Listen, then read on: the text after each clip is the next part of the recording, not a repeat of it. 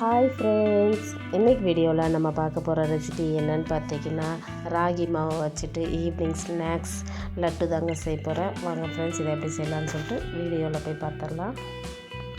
First இந்த recipe செய்யறதுக்கு 1.5 cup அளவுக்கு ராகி மாவு எடுத்துருக்குறாங்க. அதை நம்ம சேர்த்துக்கலாம். சேர்த்துட்டு டேஸ்ட்டுக்காக கொஞ்சமாக உப்பு சேர்த்துருக்குறாங்க. இப்போ கையை வச்சுட்டு நல்லா விரசி எடுத்துக்கலாம். இப்போ இதில் சுடு தண்ணியை கொதிக்க வச்சு எடுத்துருக்குறாங்க. இதில் கொஞ்சமாக நான் தண்ணி சேர்த்துட்டு நல்லா பிசைஞ்சு எடுத்துக்கிறேன்.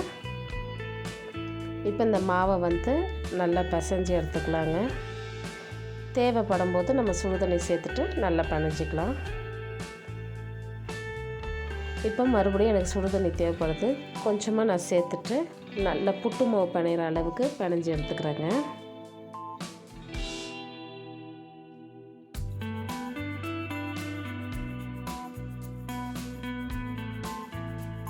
இப்போ பாருங்கள், இந்த மாவை இந்த அளவுக்கு நான் பிசைஞ்சு எடுத்து வச்சுருக்கிறேன்.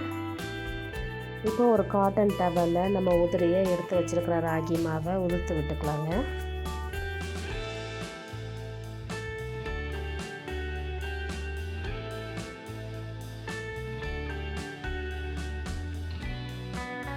இப்போ மாவு எல்லாத்தையும் சேர்த்ததுக்கப்புறமா இந்த மாதிரி துணியை மடித்து எடுத்து வச்சுக்கலாங்க.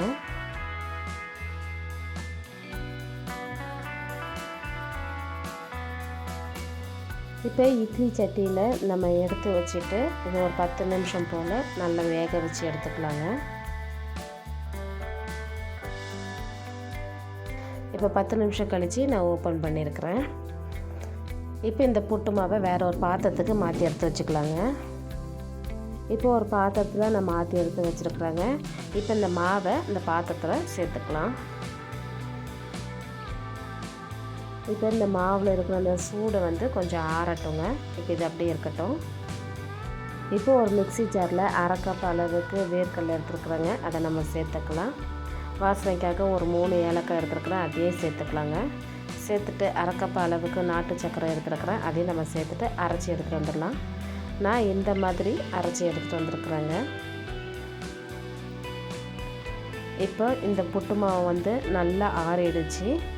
நல்லா இப்போ லைட்டாக உதுத்து விட்டுக்கலாங்க. இப்போ இதை நல்லா உதுத்து விட்டதுக்கப்புறமா 1/2 கப் அளவுக்கு தேங்காய் துருவல் எடுத்துருக்குறேன், அதை சேர்த்துருக்குறாங்க. கூடவே நம்ம பொடி பண்ணி வச்சுருக்கிற வேர்க்கடலை நாட்டு சர்க்கரை எல்லாமே இது கூட சேர்த்துட்டு நல்லா கலந்து வச்சுக்கலாங்க. இப்போ இதை நல்லா மிக்ஸ் பண்ணி எடுத்துக்கலாங்க.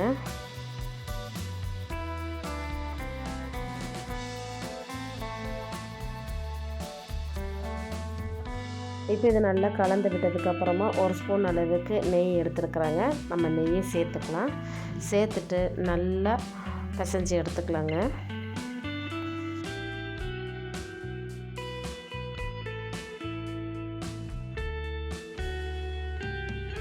இப்போ இது நல்லா பிணைஞ்சதுக்கப்புறமா இதிலேருந்து ஒரு சின்ன உருண்டையை எடுத்து நம்ம பிடிச்சி எடுத்துக்கலாங்க.